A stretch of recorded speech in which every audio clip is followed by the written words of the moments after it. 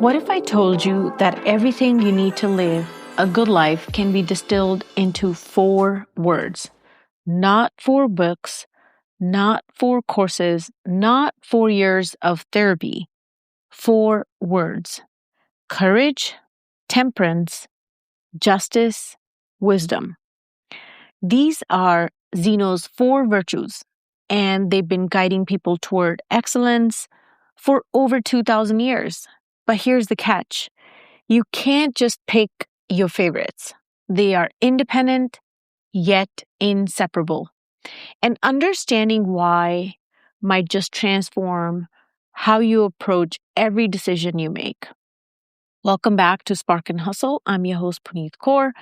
And today we're diving deep into the philosophical foundation of Stoicism, the 4 cardinal virtues that Zeno of Citium believed were the pillars of human excellence. Let me start with a question. What does it mean to be a good person? Not just a nice person or a successful person, but genuinely good.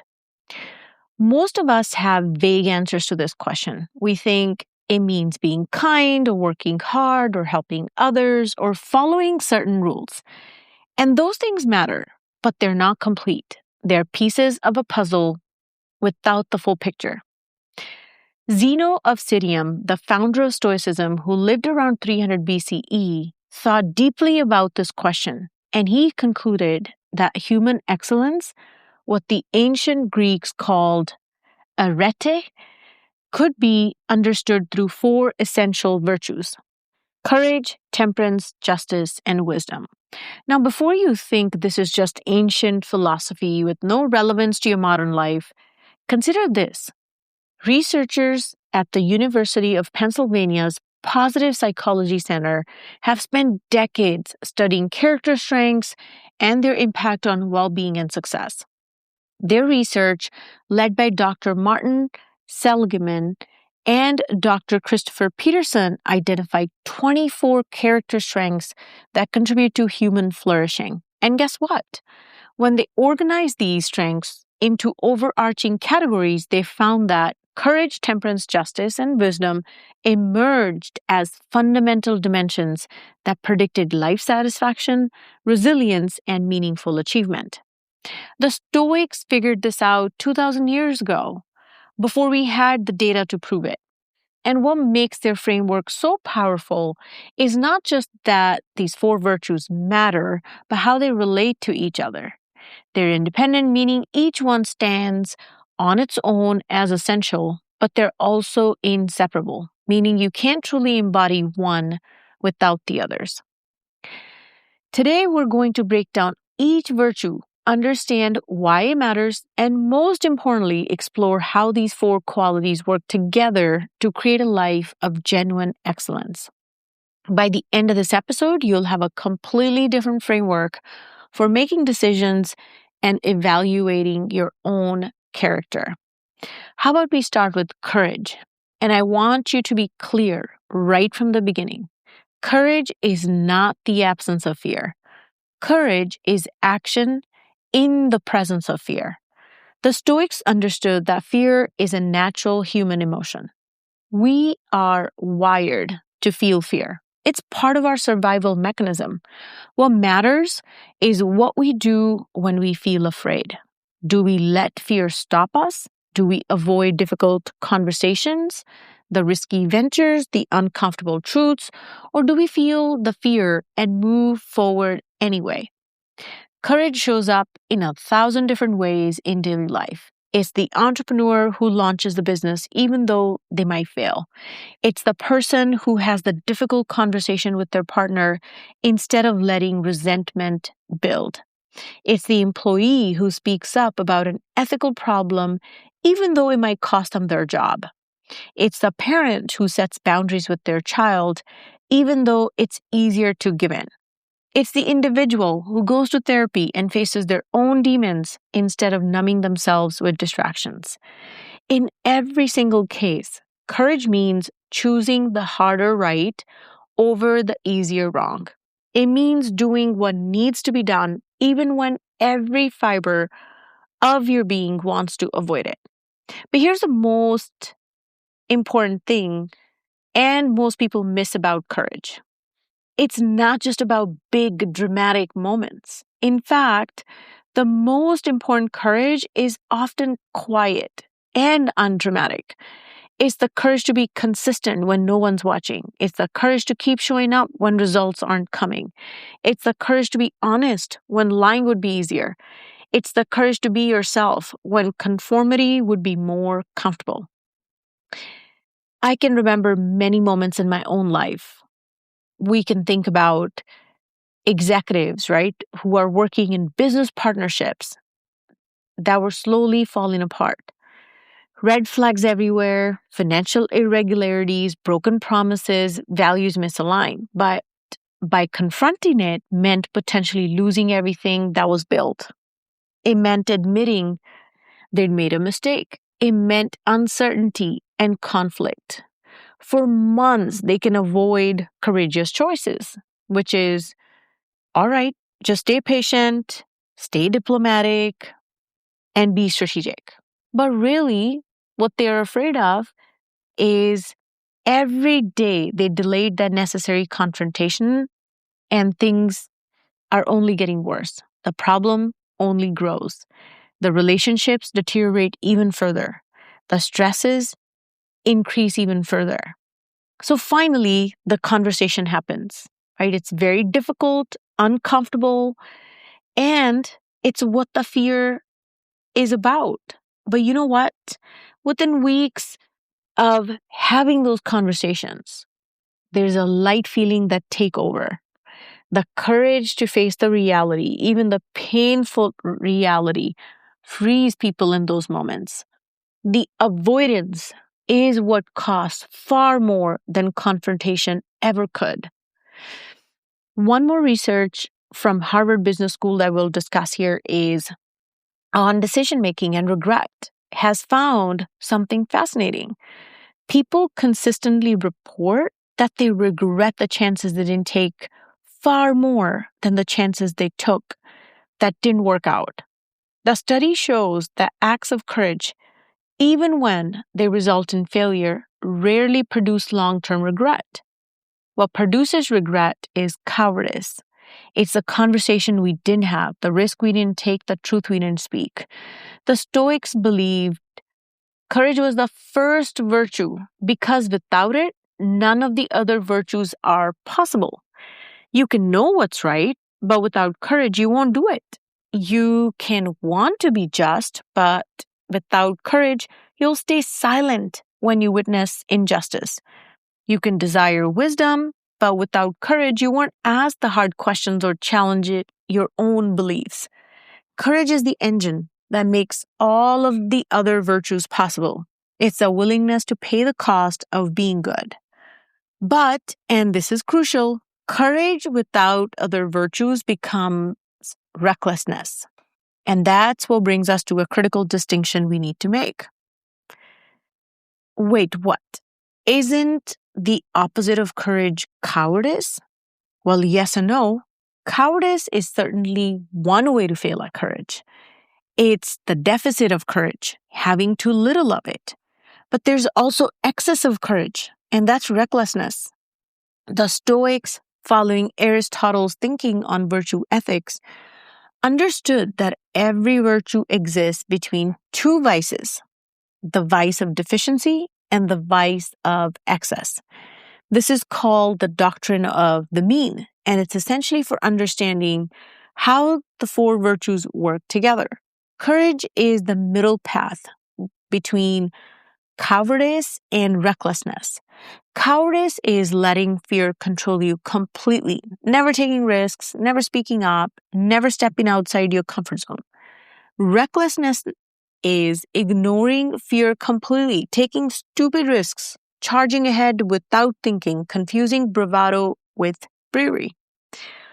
Real courage requires wisdom. You need wisdom to assess the situation accurately, to understand what actually is at stake, to know when action is called for and when patience is wiser. You need temperance to manage your emotions, to act despite fear, but not from anger or impulsiveness. You need justice to ensure your courage serves something beyond yourself, not just your ego or your ambition. Think about the difference between a firefighter running into a burning building and a drunk person doing the same thing. The actions look similar from the outside, but one is courage and one is recklessness. What's the difference? The firefighter has training, wisdom, acts from duty to others. That's justice. Controls their fear without being ruled by it. That's temperance. And chooses to face danger for a worthy purpose. Courage. The drunk person is just not feeling fear because they're impaired. That's not courage. That's pharmacological numbing. Or consider the entrepreneur who quits their job to start a business. Is that courage or recklessness? It depends. Did they save the money first? Did they validate their business idea? Do they have relevant skills?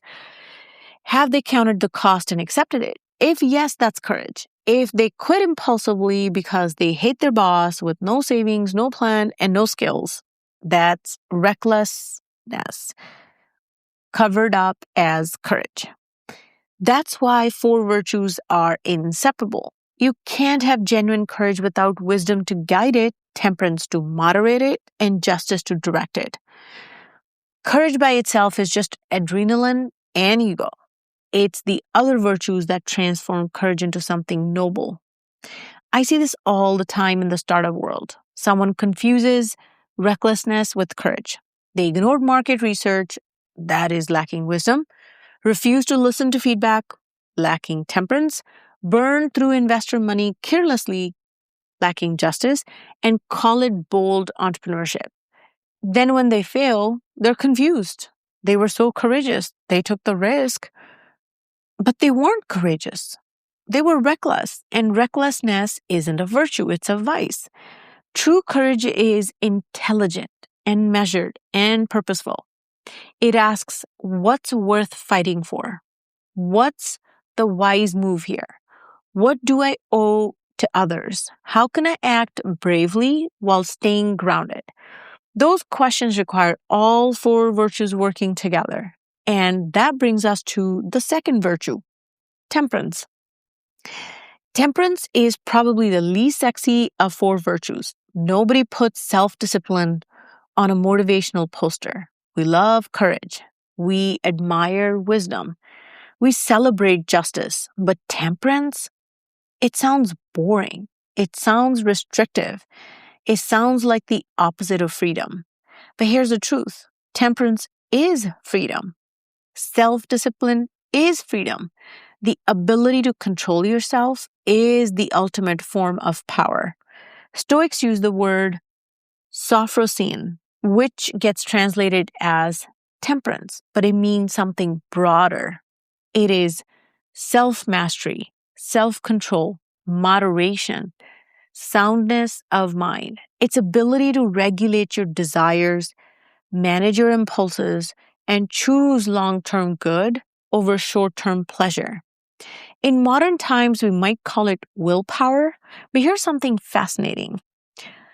Researchers at Stanford University, particularly Dr. Kelly McGonigal, in her work on willpower and self-control have found that self-discipline is a better predictor of academic success than IQ. That's worth repeating. Your ability to control your impulses and delay gratification more for your success than your raw intelligence. The famous marshmallow experiment conducted at Stanford showed that children who could resist eating the 1 marshmallow in order to receive 2 marshmallows later went on to have better life outcomes across nearly every measurable dimension: better grades, better health, better relationships, higher income. The ability to say no to what you want right now in service of what you want most, that's temperance. It's one of the most valuable skills you can develop. But temperance isn't just about resisting temptation. It's about something deeper. Knowing yourself well enough to manage yourself. It's emotional regulation. It's impulse control. That's the space between stimulus and response that we talked about in the dog and the cart podcast. Think about last time you regretted something you said. Maybe you snapped at someone you love. Maybe you sent an angry email. Maybe you made a comment you can't take back. What happened? You lacked temperance in that moment. Your anger controlled you instead of you controlling your anger. Or think about the last time you broke a commitment to yourself. Maybe you were going to work out, but you stayed in bed. Maybe you were going to eat healthy, but you ordered takeout. Maybe you were going to work on your business, but you scrolled social media instead. What happened? Again, you lacked temperance. Your immediate desire overwhelmed your long-term intention. This is where temperance connects to freedom. Most people think freedom means doing whatever you want, whenever you want. But that's not freedom. That's slavery to impulse. Real freedom is wanting what you do. Real freedom is aligning your actions with your values. Real freedom is being able to choose the hard thing because it's the right thing. The Stoics believed that most people are enslaved, not by external circumstances, but by their own desires and aversions. We're controlled by our cravings, our fears, our impulses, our emotions. We say we want one thing, well, we do another. We have goals, but we don't have the discipline to pursue them consistently. We know what's good for us, but we choose what feels good in the moment. Temperance breaks that cycle. Temperance is the virtue that allows us to actually become who you say you want to be. But here's a key insight. Temperance, like courage, needs the other virtues to function properly. Temperance without wisdom becomes more asceticism, denying yourself for no reason. Temperance without justice becomes selfishness, self-control in service of only your own goals. Temperance without courage becomes timidity.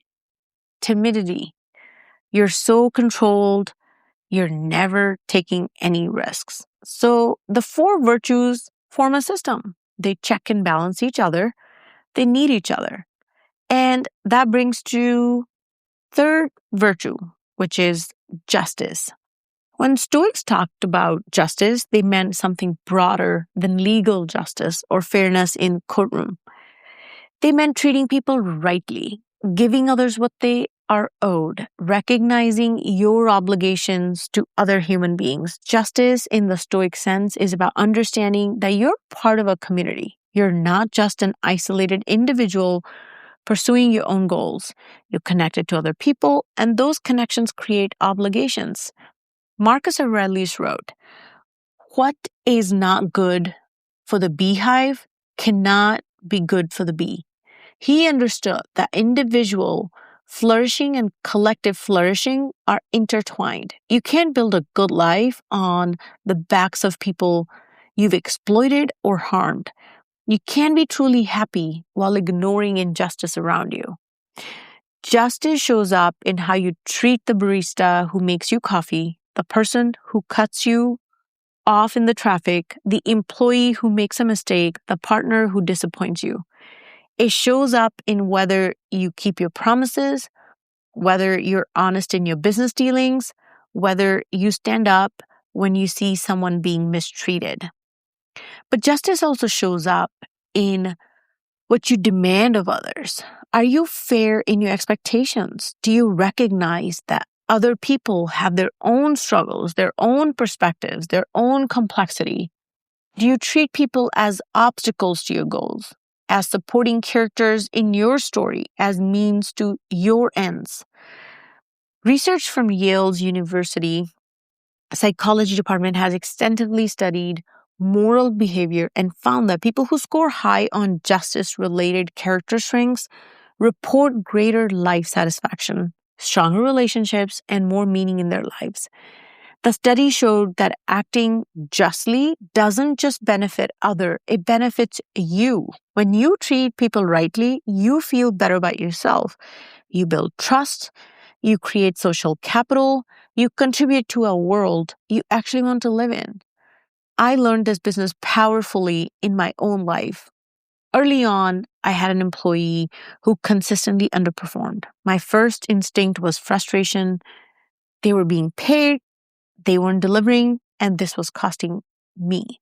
I was forced and focused entirely on my side of the equation, on what I was owed. But when I practiced justice, when I actually tried to understand their situation, I discovered they were dealing with a family crisis they'd been too afraid to mention. They needed support, not pressure. They needed understanding, not judgment. When I approach the situation justly, balancing both our needs, having an honest conversation, working together to find a solution, the relationship transformed. They became one of my best employees. But more importantly, I became a better person and a better leader. Justice forces you to see beyond yourself. It forces you to recognize that other people are just as real, just as complex, just as deserving of consideration as you are. And that recognition changes everything about how you move through the world. And here's where all virtues intersect. Justice requires the other three virtues to be effective. You need courage to stand up for what's right, even when it costs you. You need wisdom to discern what's actually just versus what just serves your interests. You need temperance to set aside your own ego and emotional reactions so you can see situations clearly. Without courage, justice becomes more philosophy. You know what's right, but you don't do it. Without wisdom, justice becomes self-righteousness. You're certain you're right, but actually you're wrong. Without temperance, justice becomes revenge. You're so angry at injustice that you become unjust yourself. The four virtues need each other and brings us to our final virtue, the one that holds all others together: wisdom. Wisdom is the virtue that guides all the others. It's the ability to discern what's true, what's important, what's worth pursuing. It's knowing the difference between what matters and what doesn't.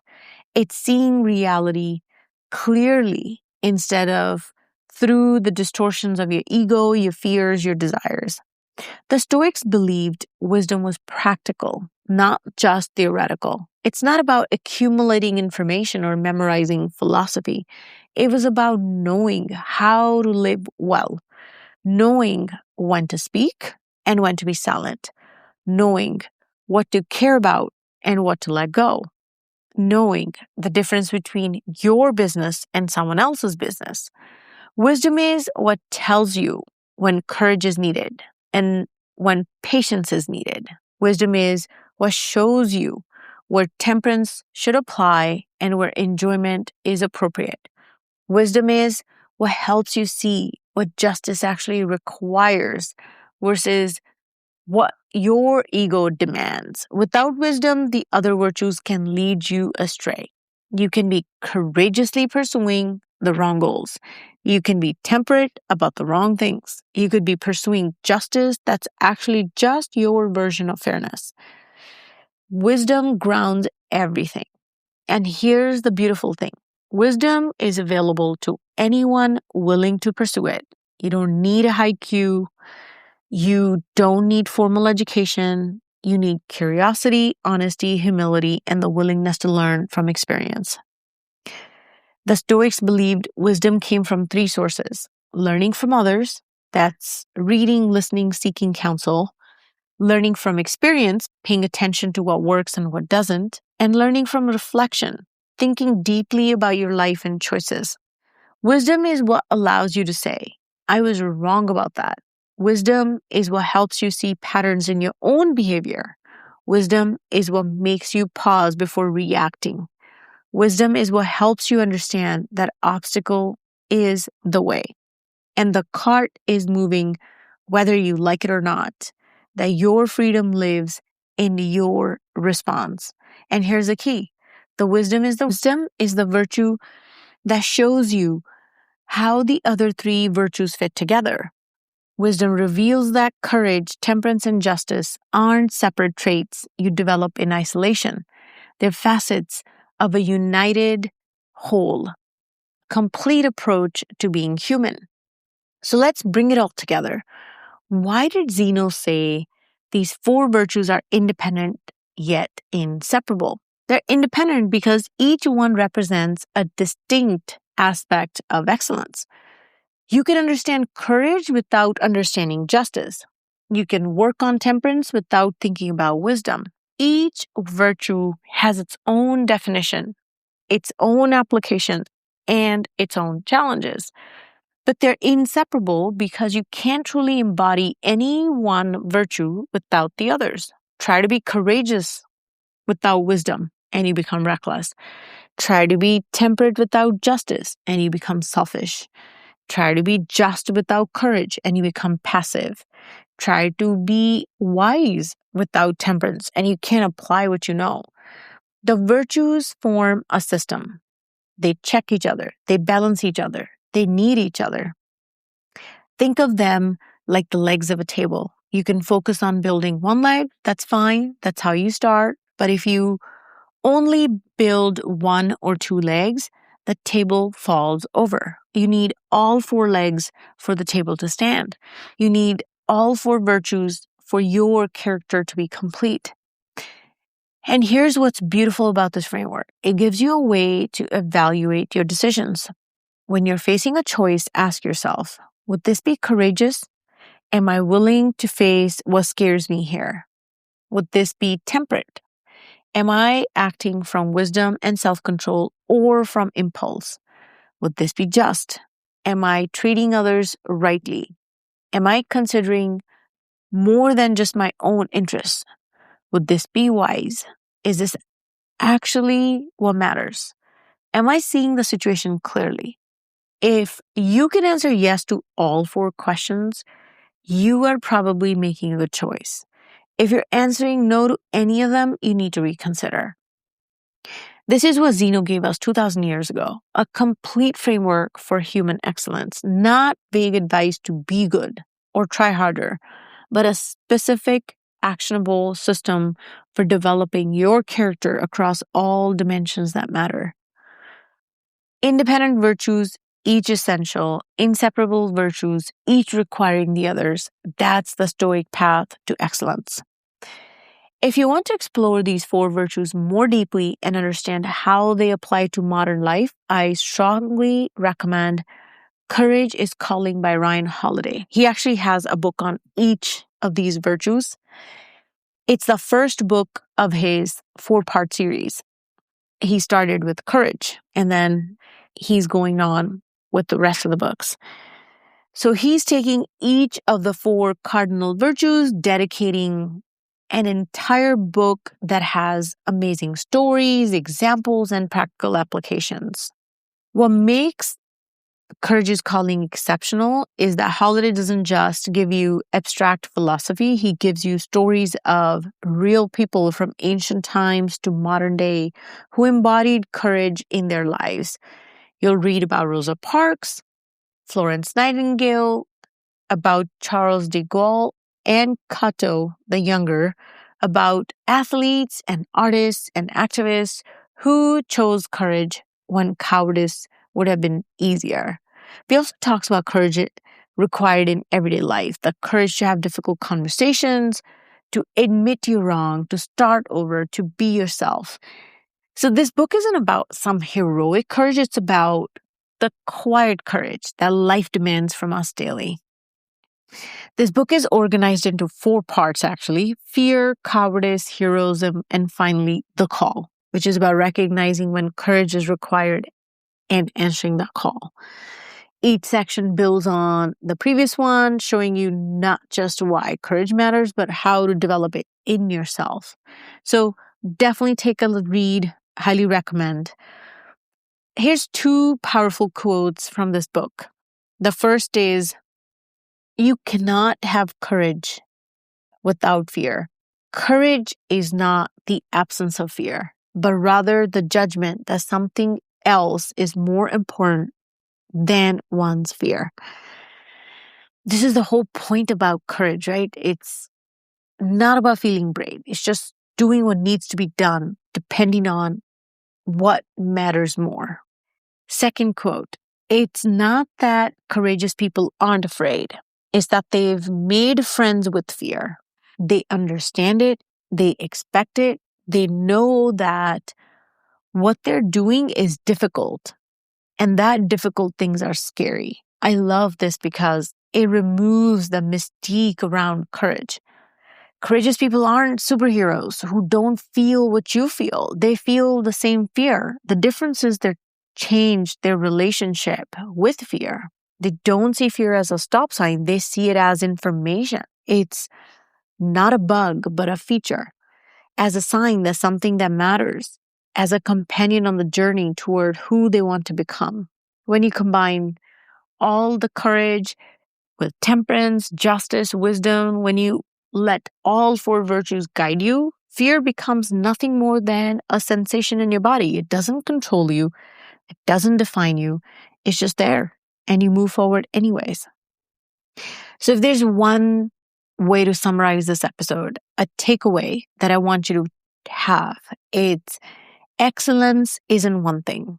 It's not just working hard or being smart or being nice. Excellence is integration of four virtues, which are essential. The courage to face what must be faced, the temperance to master yourself, the justice to treat others rightly, and the wisdom to know what actually matters. The good news is these aren't traits you're born with. They are skills you develop through practice.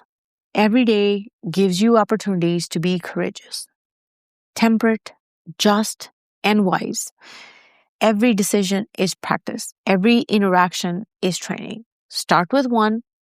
Pick the virtue that feels most challenging to you right now and focus on it. But remember, you're building a complete system, not just developing one trait. You're not trying to be perfect. You're trying to be complete. And that completeness comes from integration of courage, temperance, justice, and wisdom into everything you do. Thank you for listening to Spark and Hustle. If this episode helped you see yourself and your choices more clearly, shared with someone who's working on becoming their best self, stay bold, stay soft, and keep going.